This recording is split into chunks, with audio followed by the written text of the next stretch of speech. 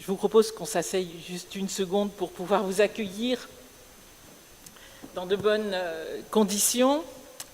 Voilà, c'est avec beaucoup de joie que j'accueille mes sœurs, que j'accueille les architectes voilà, de cet écrin dont ils nous parleront tout à l'heure, que j'accueille des gens de la maison, que je vous accueille avec grande joie, Monseigneur, les prêtres amis de la Bretèche, amis de la congrégation, le Père Christophe Rimbaud, vicaire général. Merci vraiment beaucoup à vous d'être là pour cette première célébration en cette magnifique nouvelle chapelle à l'intérieur de notre grande chapelle historique de la Bretèche. Nous accueillons en même temps de nombreuses sœurs de la congrégation, nous ne savons pas très bien combien, mais en tout cas, cette messe est retransmise dans l'ensemble de la congrégation, donc dans tous les pays où nous sommes, donc sans doute dans plus de 30, peut-être un peu plus, dans 30 pays qui vont de l'Asie à l'Amérique latine, l'Afrique, voilà, donc l'Espagne. Donc vraiment un grand merci de partager ce beau moment avec nous, de le faire ainsi partager à l'ensemble de la congrégation. Donc c'est avec voilà, beaucoup de joie que nous inaugurons ce nouveau lieu de prière qui permettra aussi d'habiter ainsi le lieu historique où tant et tant de générations de sœurs ont prié, aussi où tant et tant de gens de Tourangeau sont venus pour leur profession de foi, communion, et voilà. Donc c'est aussi d'une certaine façon le peuple de Tours, en tout cas un petit peuple de Tours, que nous accueillons par là même et avec lequel nous sommes en communion. Merci, belle célébration à nous tous.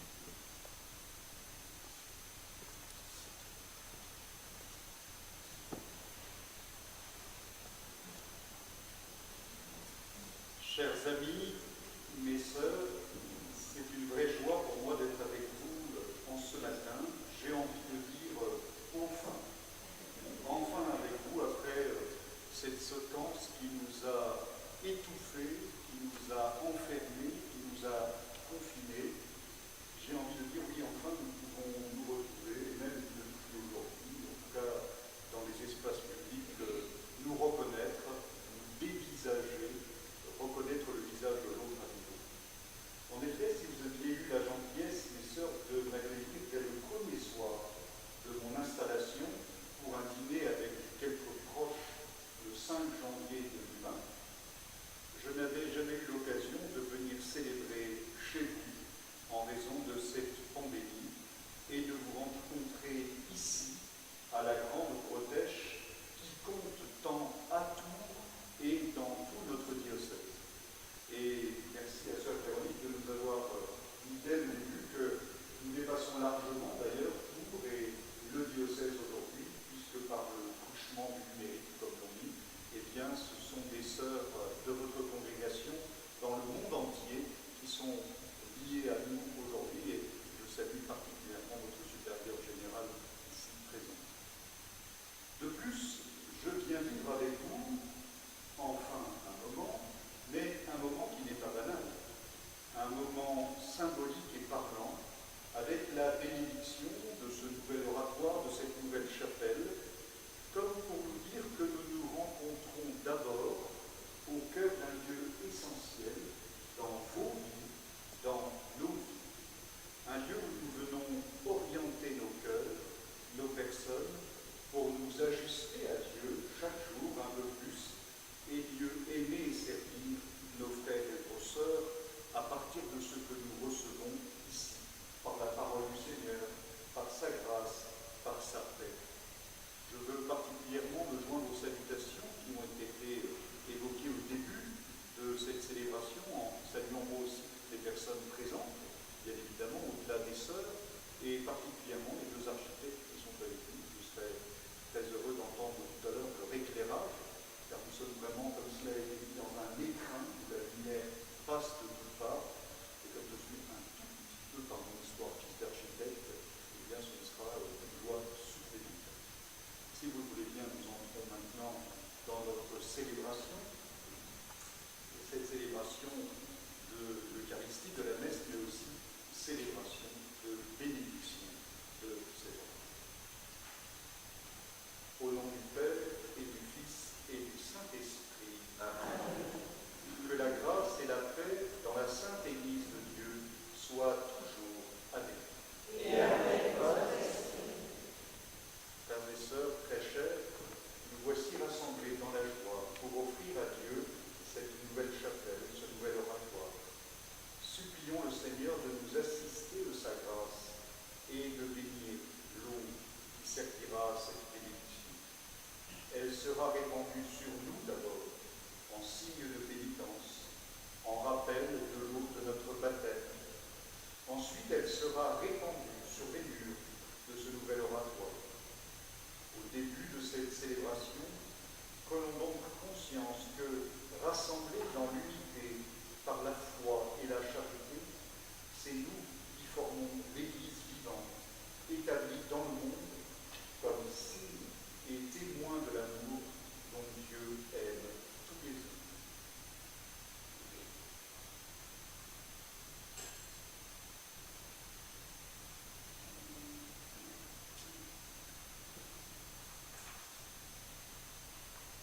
Prions le Seigneur. Dieu qui fais accéder toute créature à la lumière de la vie, ton amour pour les hommes est si grand que tu veilles sur eux comme un père, les purifies de leurs fautes avec tendresse et patience. Tu les ramènes constamment vers leur chef, le Christ. Tu as voulu, dans ta grande miséricorde, que les pécheurs qui seraient plongés dans les eaux du baptême et ensevelis dans la mort avec le Christ en surgissent totalement pardonnés et deviennent les membres de son corps, héritiers de son royaume. Par la grâce de ta bénédiction, sanctifie cette eau que tu as créée.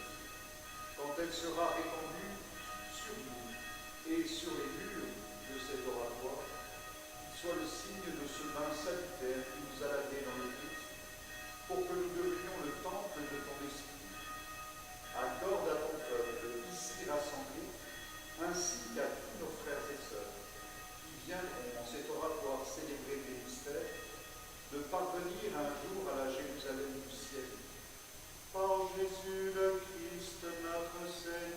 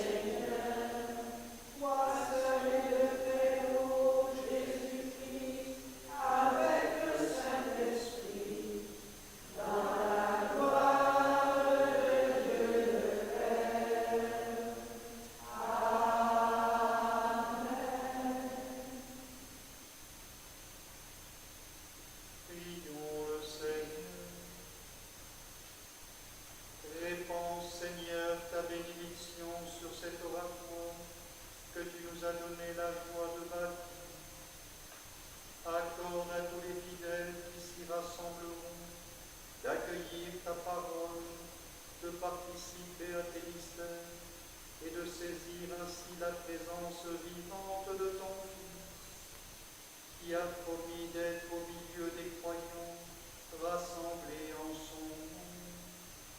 Lui qui règne avec toi et le Saint-Esprit, maintenant et dans les siècles des siècles.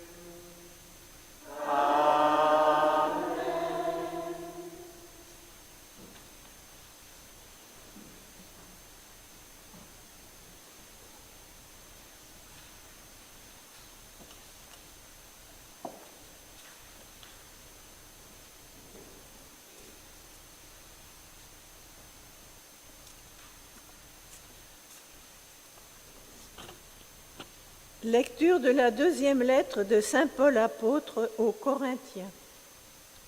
Frères, pourriez-vous supporter de ma part un peu de folie? Oui, de ma part vous allez le supporter à cause de mon amour jaloux, qui est l'amour même de Dieu pour vous. Car je vous ai unis au seul époux. Vous êtes la Vierge pure que j'ai présentée au Christ. Mais j'ai bien peur qu'à l'exemple d'Ève, séduite par la ruse du serpent, votre intelligence des choses ne se corrompe en perdant la simplicité et la pureté qu'il faut avoir à l'égard du Christ. En effet, si le premier venu vous annonce un autre Jésus, un Jésus que nous n'avons pas annoncé, si vous recevez un esprit différent de celui que vous avez reçu, ou un évangile différent de celui que vous avez accueilli, vous le supportez fort bien. J'estime, moi, que je ne suis inférieur en rien à tous ces super apôtres. Je ne vaux peut-être pas grand-chose pour les discours, mais pour la connaissance de Dieu, c'est différent. Nous vous l'avons montré en toute occasion et de toutes les façons. Aurais-je commis une faute lorsque, m'abaissant pour vous élever, je vous ai annoncé l'évangile de Dieu gratuitement? J'ai appauvri d'autres églises en recevant d'elles l'argent nécessaire pour me mettre à votre service. Quand j'étais chez vous et que je me suis trouvé dans le besoin, je n'ai été à charge de personne. En effet, pour m'apporter ce dont j'avais besoin, des frères sont venus de Macédoine. En toute occasion, je me suis gardé d'être un poids pour vous, et je m'en garderai toujours. Aussi sûrement que la vérité du Christ est en moi, ce motif de fierté ne m'a pas enlevé dans aucune des régions de la Grèce. Pourquoi donc me comporter ainsi? Serait-ce parce que je ne vous aime pas? Mais si, et Dieu le sait. Parole du Seigneur.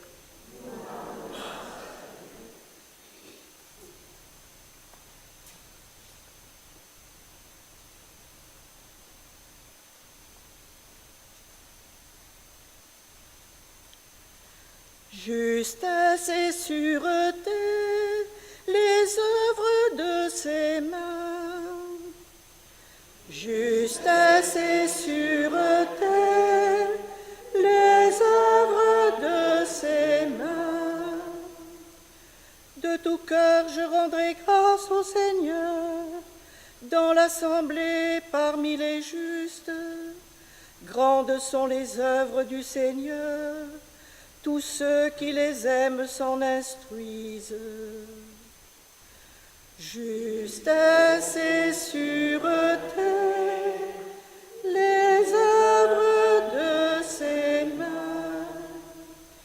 Noblesse et beauté dans ses actions, à jamais se maintiendra sa justice. De ses merveilles il a laissé un mémorial. Le Seigneur est tendresse et pitié. Justesse et sûreté, les œuvres de ses mains. Justesse et sûreté, les œuvres de ses mains. Sécurité, toutes ses lois. établi pour toujours et à jamais, accompli avec droiture et sûreté. Justesse et sûreté, les œuvres de ses mains.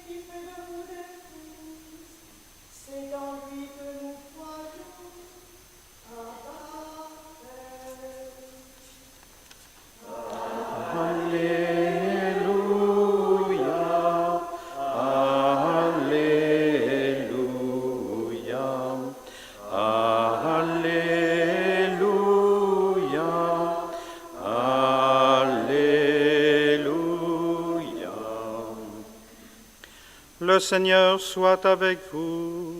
Et avec votre esprit. Évangile de Jésus-Christ selon saint Matthieu.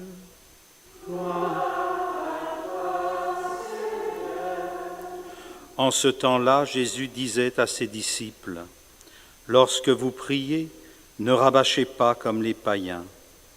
Ils s'imaginent qu'à force de paroles, ils seront exaucés. Ne les imitez donc pas, car votre Père sait de quoi vous avez besoin avant même que vous l'ayez demandé.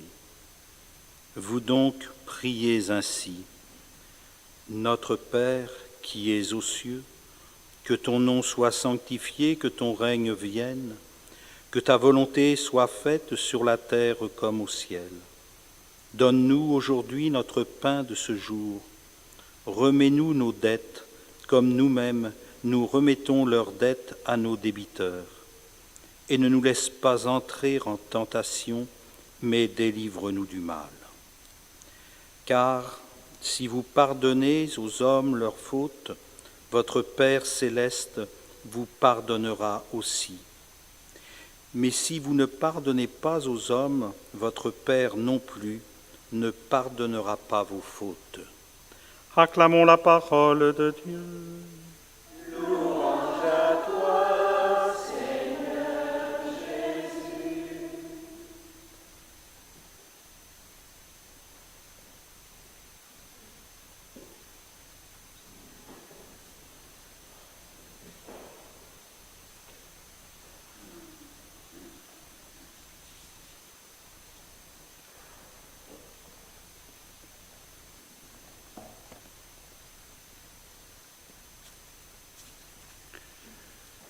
Mes sœurs, chers amis, chers confrères, j'ai eu la joie pendant quelques années de collaborer avec un archevêque de Strasbourg, aujourd'hui émérite, qui est encore un des grands théologiens français, et qui aimait souvent dire à ses collaborateurs, son conseil épiscopal dont j'étais, comme pour nous inviter sans cesse à un regard de foi, à un regard théologal, il nous invitait sans cesse en disant « La providence est infaillible en ses desseins ». Et cette formule m'est revenue en voyant les textes de la liturgie de ce jour, alors que nous avons pris le temps de bénir votre nouvelle chapelle, ce nouvel oratoire. L'évangile du jour, que nous n'avons pas choisi, mais qui est celui de la liturgie de l'Église, tout simplement, où Jésus apprend à ses disciples à prier, nous éclaire sur la manière de prier, sur le sens de ce lieu que nous sommes en train de reconnaître comme un lieu d'église, mais aussi sur l'identité profonde de celui que nous cherchons dans notre prière, de celui que nous rencontrons dans notre prière. Jésus apprend aux siens à prier. Il apprend surtout à entrer dans l'esprit de la prière.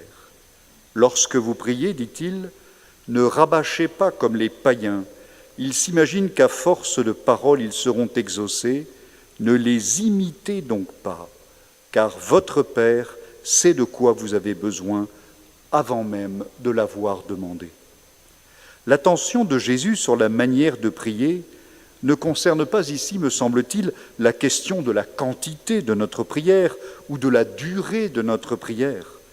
Nous le savons d'ailleurs, au chapitre 18 de Saint Luc, Jésus dira qu'il faut prier sans cesse et ne jamais se décourager.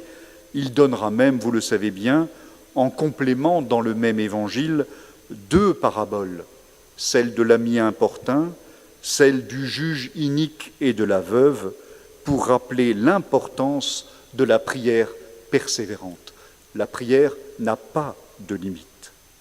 Mais ce que Jésus veut pointer ici, ce sont les pratiques païennes de son époque, des pratiques païennes qui consistaient à faire un lien quasi magique entre l'usage de certaines prières, le nombre de leur expression et la réponse de la divinité à laquelle on s'adressait. Bien évidemment, le comptage dans la prière, nous n'y avons pas échappé dans l'histoire de l'Église, avec les oraisons indulgenciées de la Belle Époque, qui pouvaient peut-être avoir quelques vertus pédagogiques, pourquoi pas, mais qui risquaient de nous faire perdre de vue l'essentiel d'une relation priante, à savoir ce que Jésus nous rappelle ici, la gratuité, parce que si nous oublions cette gratuité, nous faisons comme les païens de Dieu, une sorte de distributeur à grâce. Jésus nous invite ainsi à ne pas instrumentaliser celui que nous prions, mais à vivre la prière dans un esprit de liberté intérieure, de gratuité vis-à-vis de celui qui nous appelle non pas serviteurs mais amis. Si nous n'avons pas besoin de séduire Dieu, comme certains pensent qu'il faille le faire, ou de le manipuler, comme certains le font parfois à leur insu, c'est que celui que nous prions n'est pas simplement Dieu ou un Dieu, mais il est, comme Jésus nous le rappelle aujourd'hui, un Père, ce qui change tout. Jésus le précise parce qu'il est justement Père. Dieu, le Père, nous connaît personnellement, intimement comme ses enfants, et il sait de quoi nous avons besoin parce qu'il ne peut vouloir que notre bien. Nous sommes donc invités non pas à vivre la prière comme une négociation marchande, mais comme un mouvement, vous le savez bien, d'abandon et de confiance.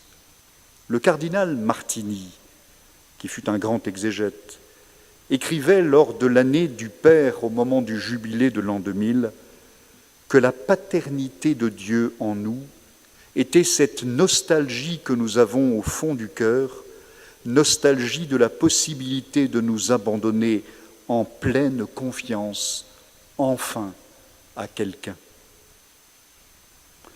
Aujourd'hui, mes sœurs, chers amis, nous bénissons ce lieu de prière où vous viendrez, où vous venez déjà prier ce Père par le Fils dans l'Esprit, où vous allez le prier encore plus dans ce mouvement d'abandon, de remise de vous-même dans la confiance, et la beauté, l'élégance de ce lieu vous y aidera.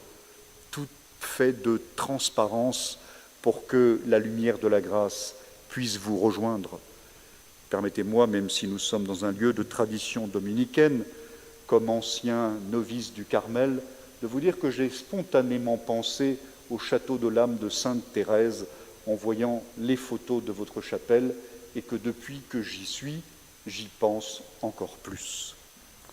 Bien entendu, pour prier, de manière générale, nous n'aurions pas besoin de lieux particuliers, même si bien évidemment, bâtir des temples, des chapelles est une œuvre magnifique qui permet d'ailleurs la mise en œuvre de talents, de contributions, d'une œuvre commune que l'on fait.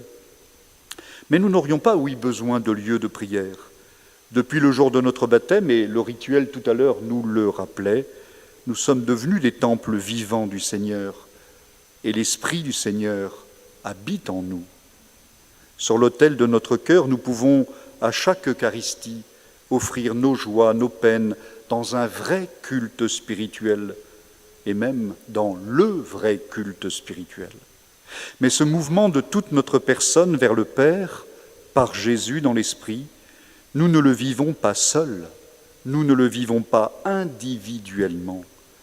La prière que Jésus nous partage, inspirée des formes de prière juives de son époque, ne commence pas, vous l'avez entendu comme moi, et vous le savez depuis votre plus tendre enfance, cette prière que Jésus nous a donnée ne commence pas par « mon Père », elle commence par « notre Père ».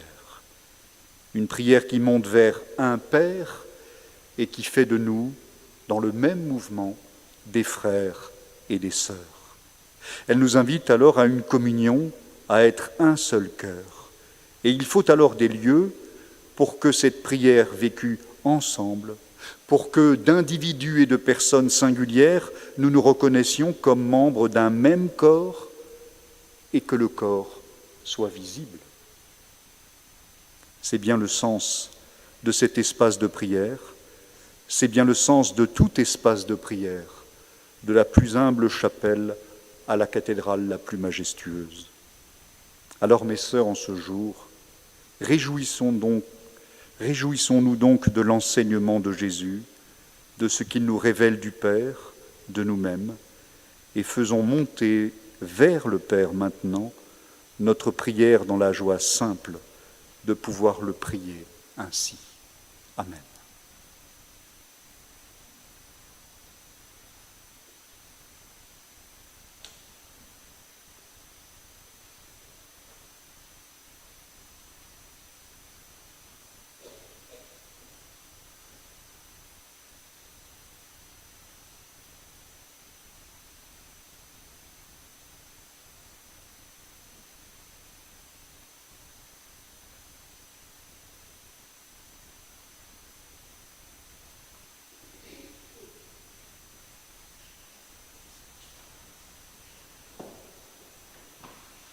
Ayant entendu la parole de Dieu, nous élargissons notre dimension de toutes les vies.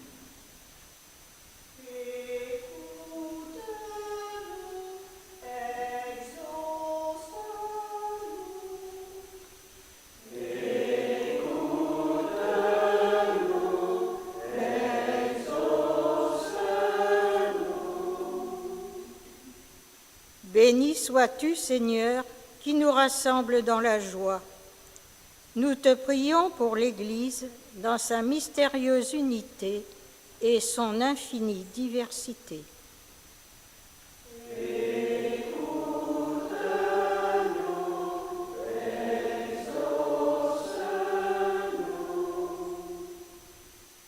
Béni sois-tu, Seigneur, pour notre Église diocésaine. Nous te prions pour notre évêque, pour les prêtres, les diacres et tous ceux qui exercent une responsabilité auprès de leurs frères.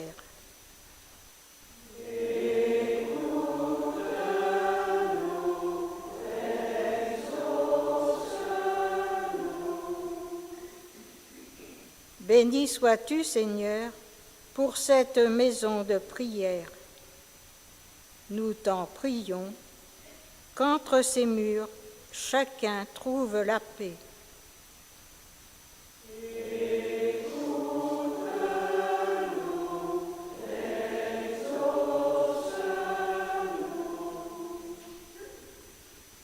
Béni sois-tu, Seigneur, pour la communauté que nous formons. Nous t'en prions. Donne-lui de remplir sa mission propre au sein du diocèse. Dans la solidarité ecclésiale, qu'elle soit fidèle à prier et à servir dans la charité.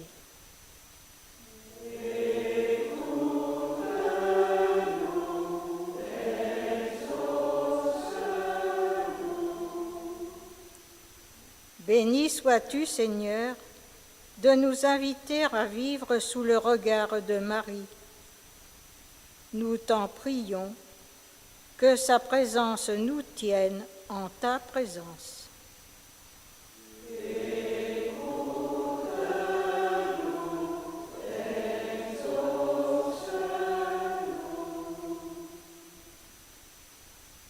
Aux appels de ton peuple en prière, réponds Seigneur en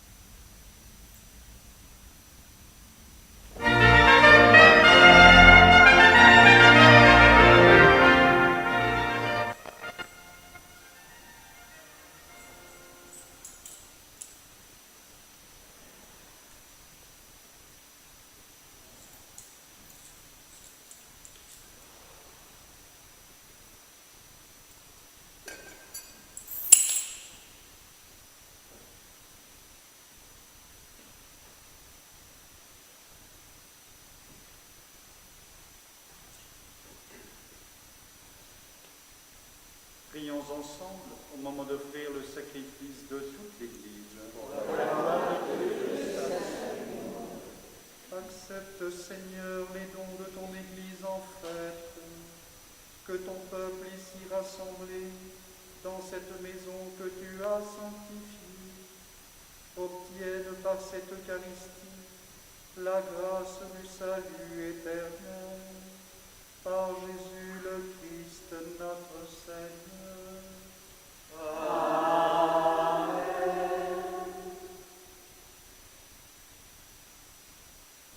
Le Seigneur soit avec vous. Et avec votre esprit, Élevons notre cœur. nous le tournons vers le Seigneur. Grâce au Seigneur notre Dieu. Cela est juste et bon. Vraiment, il est juste et bon de te rendre gloire, de t'offrir notre action de grâce toujours et en tout lieu. À toi, Père très saint, Dieu éternel et tout-puissant, par le Christ notre Seigneur. Dans cette maison que tu nous as donnée, où tu accueilles le peuple qui marche vers toi, tu nous offres un signe merveilleux de ton alliance. Ici, tu construis pour ta gloire le temple vivant que nous sommes. Ici, tu édifies l'Église, ton Église universelle, pour que se constitue le corps du Christ. Et cette œuvre s'achèvera en vision de bonheur dans la Jérusalem céleste. C'est pourquoi, avec la foule immense des saints, en ce lieu que tu as consacré, nous te bénissons, nous te glorifions, et nous te rendons grâce en chantant. Saint, Saint, Saint le Seigneur, Dieu de l'univers.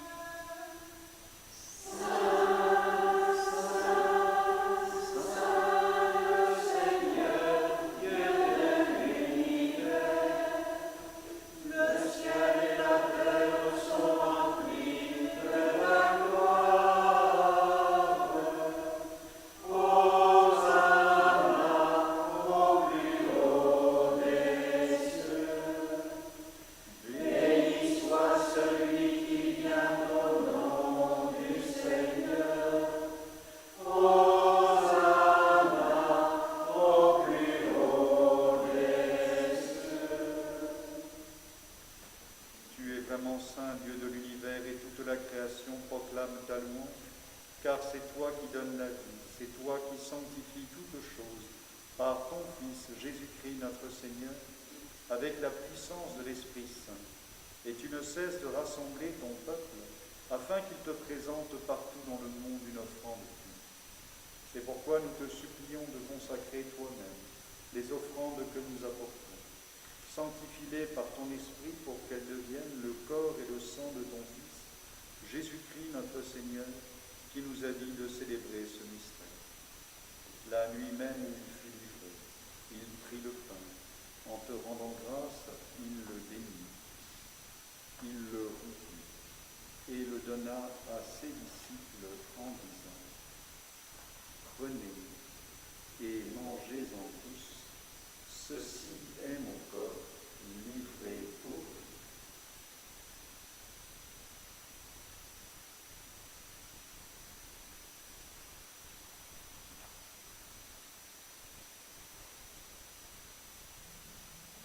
De même, à la fin du repas, il prit la coupe, en te rendant grâce, il la bénit et la donna à ses disciples en disant : Prenez et buvez-en tous, car ceci est la coupe de mon sang, le sang de l'alliance nouvelle et éternelle, qui sera versé pour vous et pour la multitude en rémission des péchés. Vous ferez cela en mémoire de moi.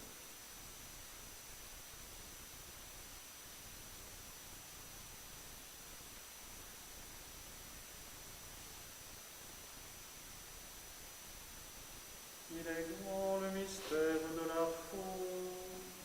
Nous proclamons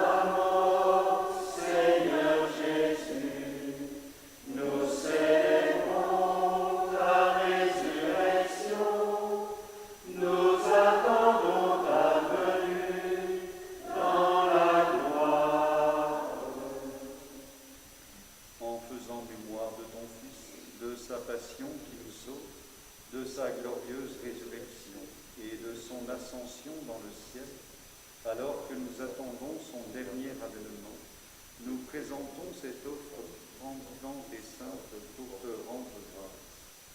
Regarde, Seigneur, le sacrifice de ton Église et daigne y reconnaître celui de ton Fils qui nous a rétablis dans ton alliance.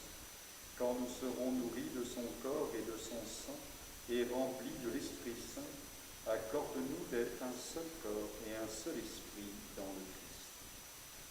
Que l'Esprit Saint fasse de nous une éternelle offrande à ta gloire, pour que nous obtenions un jour les biens du monde à venir, auprès de la Vierge Marie, la bienheureuse Mère de Dieu, avec Saint Joseph, son époux, avec les apôtres, les martyrs et tous les saints, Saint Martin, qui ne cesse d'intercéder pour nous.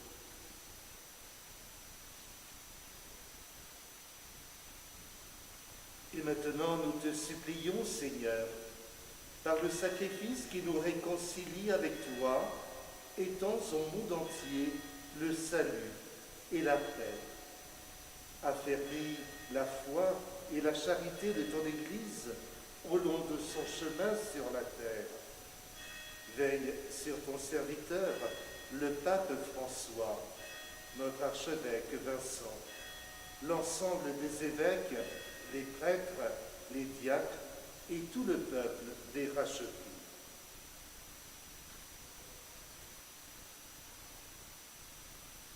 Écoute les prières de ta famille assemblée devant toi et ramène à toi, Père, très aimant, tous tes enfants dispersés. Pour nos frères défunts, pour les hommes qui ont quitté ce monde et dont tu connais la droiture, nous te prions. Reçois-les dans ton royaume, où nous espérons être comblés de ta gloire, tous ensemble et pour l'éternité, par le Christ notre Seigneur, par qui tu donnes au monde toute grâce et tout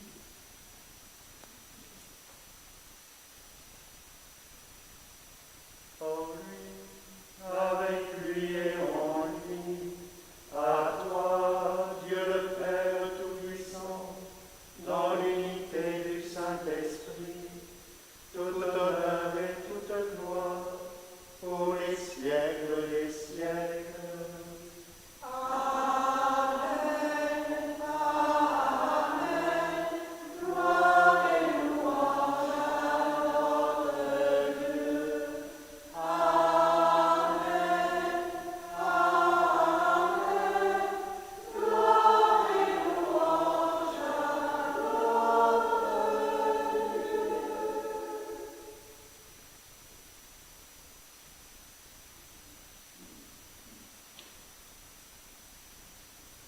Jésus nous a laissé une prière.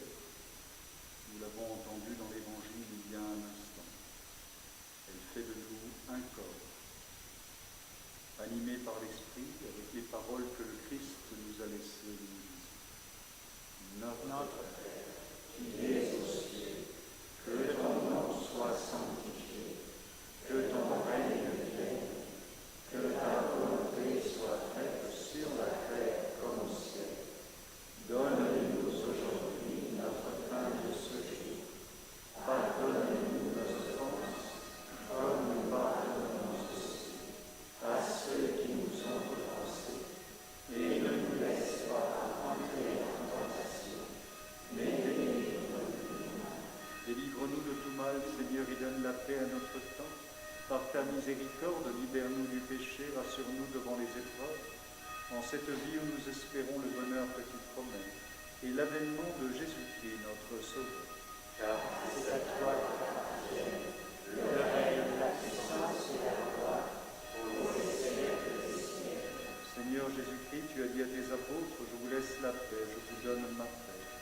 Ne regarde pas nos péchés, mais la foi de ton Église. Pour que ta volonté s'accomplisse, donne-lui toujours cette paix et conduis-la vers l'unité parfaite. Toi qui règnes pour les siècles des siècles. Amen. Que la paix du Seigneur soit toujours avec vous. Et avec votre esprit.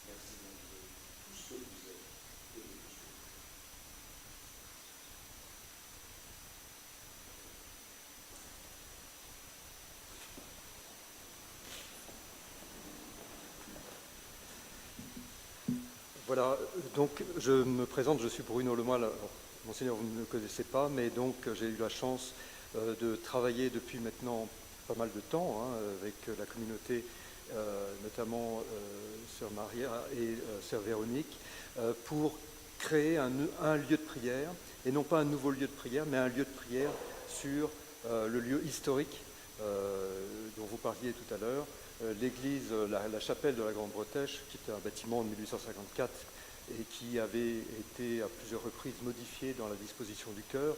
Avec les archives de Sœur Dominique, on avait retrouvé des anciennes dispositions, notamment des travaux de 1898, etc.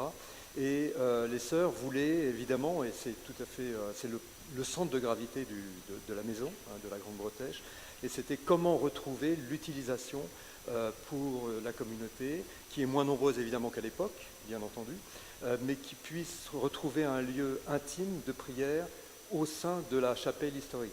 Et c'était ça un petit peu le but de notre travail, qui était un travail très délicat, je dois dire. Et je remercie énormément la communauté de nous avoir fait confiance, mais comme vous disiez tout à l'heure, c'est une œuvre commune. C'est-à-dire que dès les premières maquettes qu'on a montées, on a pu échanger avec la communauté. On avait d'ailleurs cherché d'autres solutions avec des chœurs surélevés, etc. Vous parliez de Strasbourg tout à l'heure, où vous avez effectivement un chœur surélevé qui est assez... mais c'est une autre ampleur, évidemment. Et donc, très vite, on a abandonné cette idée, on a travaillé en maquette dans la volumétrie pour essayer de retrouver quelque chose qui puisse abriter les sœurs au niveau du chauffage, évidemment, bien sûr, du confort, puisque l'hiver, il n'y a pas de chauffage, donc c'est glacial, et aussi retrouver un lieu intime de prière, qu'elles ne se sentent pas perdues, même si elles sont toutes seules, que la présence divine soit vraiment palpable à travers ce nouveau lieu. Alors quand les portes sont fermées, donc c'est la disposition quand la communauté célèbre, vous avez donc les grandes portes monumentales qui sont fermées, et aujourd'hui, c'est donc la première fois moi que je la vois fonctionner, c'est la disposition avec la nef ouverte, les grandes portes ouvertes dirigées vers la nef.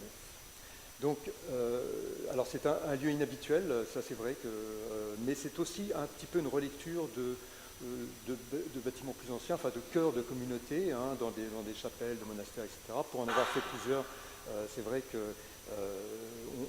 on a cette architecture tout au long des siècles, que ce soit chez les Prémontrés, etc. Enfin, il y a multiples exemples. Et là, on a été un petit peu plus loin parce qu'effectivement, on a fermé le cœur de la communauté. Fermé, mais pas totalement, puisque vous le voyez aujourd'hui, il fait assez beau quand même, on a des reflets, quand on a le soleil qui donne certains endroits, on a des surprises, je dois dire, parce qu'on a beau prévoir en maquette, on a beau prévoir, etc., mais, et l'éclairage, on le pense d'une certaine manière, mais c'est vrai qu'on est assez heureux du résultat, et parce qu'on n'a pas perdu le caractère intime aussi du lieu, et que je pense va être maintenant, et ça c'est important, habité par les sœurs depuis peu, donc c'est vraiment... et c'est aujourd'hui la première fois où je vois un hôtel dressé, parce que les photos qu'on avait prises après les travaux n'avaient pas beaucoup de sens parce qu'il n'y avait pas d'hôtel. Donc là c'est un hôtel provisoire en attendant, mais je pense qu'il va falloir effectivement trouver peut-être quelque chose d'un peu moins massif, mais qui va vraiment donner le sens et l'entièreté du lieu qui va fonctionner, enfin qui sera un lieu de prière. Voilà. Donc pour nous architectes, vous êtes fils d'architecte, donc moi aussi, et c'est vrai que dans notre travail, je dois dire, les plus beaux projets, c'est de travailler pour des lieux de prière. Je dois avouer que c'est ce qu'il y a de plus délicat, ça c'est clair. Et il faut vraiment qu'il y ait de la confiance, parce que je me rends compte combien c'est difficile pour une communauté de faire confiance à un architecte pour travailler avec lui. Donc ça c'est très très important. Et voilà, le résultat est là.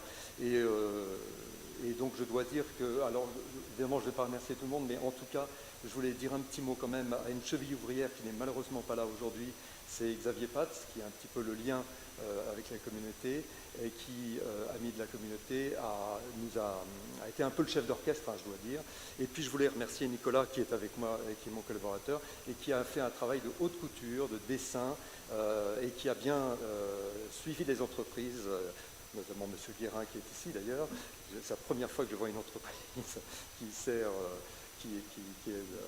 voilà, donc ça c'est une surprise.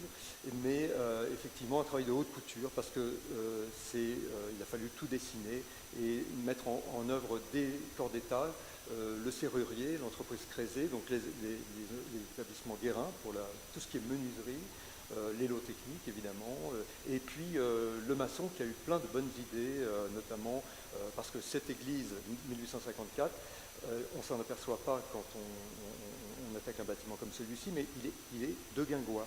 Donc il y a eu pas mal de trouvailles à trouver, de trouvailles oui, à mettre en œuvre pour le résultat final. Voilà. Merci.